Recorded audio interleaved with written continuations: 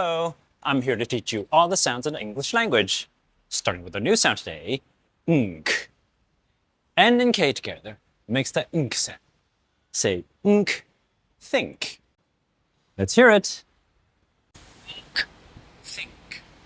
I've got an idea. Nk, bank.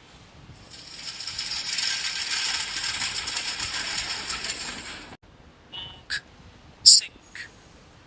Oh no, the ship is sinking. Nk, sink. To write the sound nk, we write N and K together.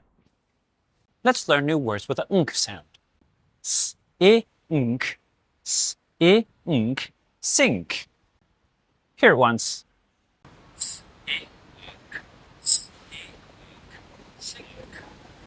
Full training on a website. See you next time.